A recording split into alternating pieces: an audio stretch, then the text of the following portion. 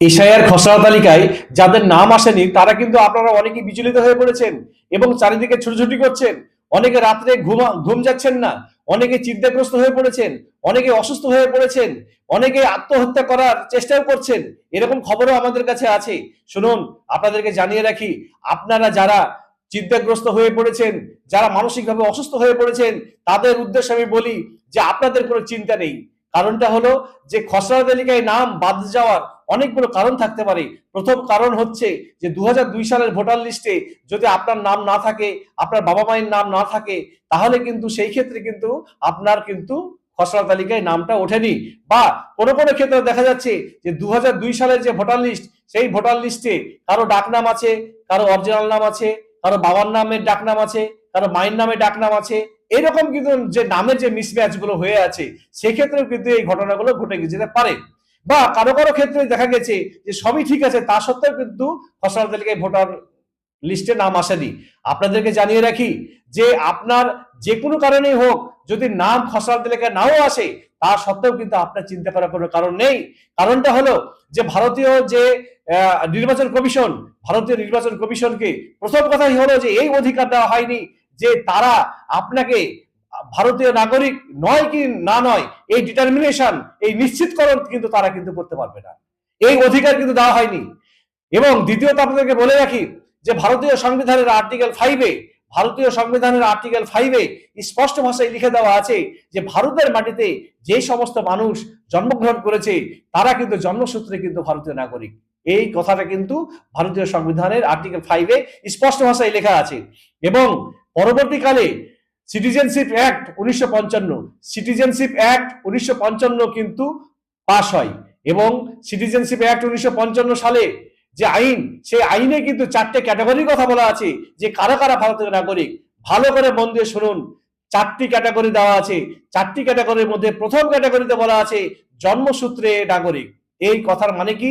এই কথার মানে হলো যে 26শে জানুয়ারি 1950 সালের পর ভারতে জন্মানো ব্যক্তি যদি জন্মকালে তার বাবা মা বা বাবা মায়ের মধ্যে যে কোনো একজন যদি ভারতীয় নাগরিক হয়ে থাকে, তাহলে তাকেই ভারতীয় নাগরিক হিসেবে গণ্য করা হবে।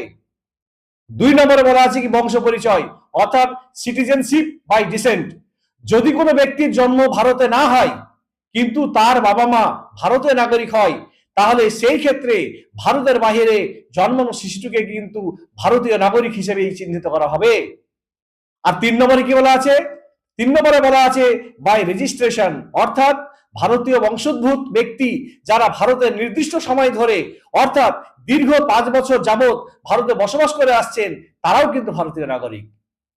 আর 4 নম্বরে কি বলা আছে? 4 নম্বরে বলা আছে বাই ন্যাচারালাইজেশন।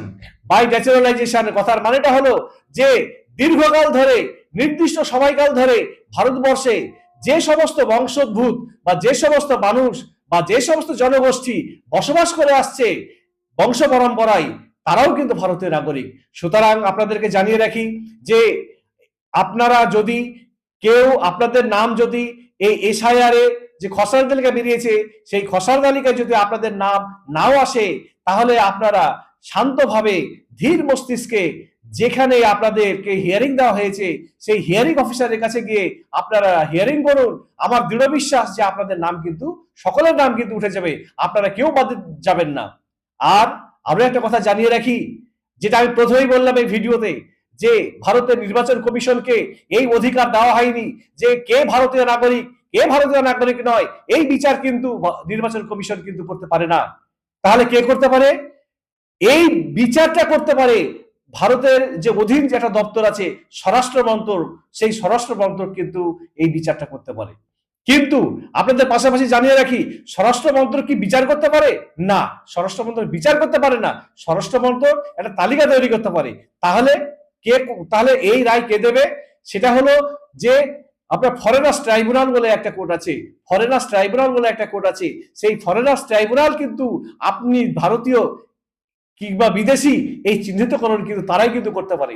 এইবার আপনাদের মধ্যে আর একটা প্রশ্ন আসলো যে আমাকে ফরেনার্স ট্রাইব্যুনাল যদি বলেই দেয় যে আমি বিদেশি নাগরিক, তাহলে কি আমাকে বিদেশ চলে যেতে হবে? আমাকে কি সরকার ঘাট ধাক্কা ধরে বের করে দেবে? না, একদম না।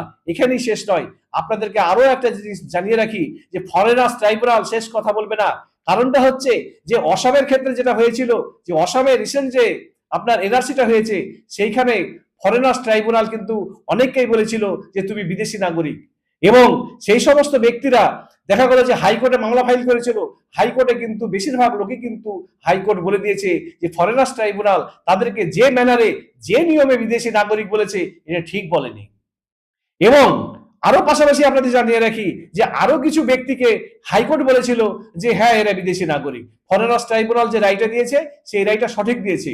এবং কিছু কিছু ব্যক্তি আছে যারা সুপ্রিম কোর্টে কিন্তু আপিল করেছিল হাইকোর্টের রায়ের বিরুদ্ধে, এবং আপনারা বিশ্বাস করুন সেইখানে অনেক মানুষ কিন্তু সুপ্রিম কোর্টের রায়ে কিন্তু তারা কিন্তু ভারতীয় নাগরিক হিসেবে বিবেচনা করেছে। কারণ অনেক মামলাতে সুপ্রিম কোর্ট বলেছে যে হাইকোর্ট যে ম্যানারে যে নিয়মে ডিটারমিনেট করেছে যে এরা বিদেশি নাগরিক, এটাও ঠিক না। এবং অনেক ব্যক্তি কিন্তু সুপ্রিম কোর্ট থেকে কিন্তু তারা ভারতীয় নাগরিক হিসেবে কিন্তু মানে পেয়ে গেছে, মান্যতা পেয়েছে। তাই আপনাদেরকে জানিয়ে রাখি যে আপনারা অকারণে কেউ বিচলিত হবেন না, কেউ চিন্তিত হবেন না। কারণটা হচ্ছে যে নির্বাচন কমিশন আপনাকে কোনোভাবেই বিদেশি নাগরিকের তকমা দিতে পারে না। যদি আপনার ফাইনালি এবার এবার অন্য কথা বলি, যদি দেখা যায় যে আপনাকে ফাইনালি নির্বাচন কমিশন তাদের যে ঊর্ধ্বতন কর্তৃপক্ষ পরপর পরপর ধাপে ধাপে জানিয়ে দিল যে আপনি আপনার ভারতীয় বৈধ ভোটার নয়, তাহলে আপনার কি করণীয় আছে? দেখুন, তাতেও কিন্তু আপনার করণীয় আছে। কারণটা হচ্ছে যে আপনার যদি মনে হয় যে আমি সন্তুষ্ট নই, তাহলে অবভিয়াসলি আপনি হাইকোর্টে মামলা ফাইল করতে পারেন, অসুবিধা কিছু নেই। যে আমি ভারতীয় নাগরিক, আমার এই কাগজ থাকা সত্ত্বেও যে আমার যে নির্বাচন কমিশন, সেই নির্বাচন কমিশন আমার এই কাগজগুলোকে অ্যালাউ করেনি বা সেইখানে আমি সুবিচার পাইনি। আপনি আপনি হাইকোর্টে আপনি গেলে আপনি অবশ্যই আপনি সুবিচার পাবেন। কেন পাবেন না? কারণটা হচ্ছে হাইকোর্ট, সুপ্রিম কোর্ট আপনাদেরকে বিচার দেওয়ার জন্যই তারা বসে আছে, এবং সেখানে আইনের সূক্ষ্ম সূক্ষ্ম বিচার হয়। সুতরাং আপনি চিন্তা করবেন না, আপনার মাথার উপরে আপনার হাইকোর্ট আছে, সুপ্রিম কোর্ট আছে, দেশের সংবিধান আছে। সুতরাং আপনি দেশের আইনের প্রতি ভরসা রাখুন এবং আপনি মাথা ঠান্ডা রাখুন। আপনার নিশ্চয়ই যে আপদ বিপদ যে আছে, যে বিড়ম্বনাগুলো আছে, আপনি নিঃসন্দেহে আপনি পরপর পরপর মুক্তি পাবেন।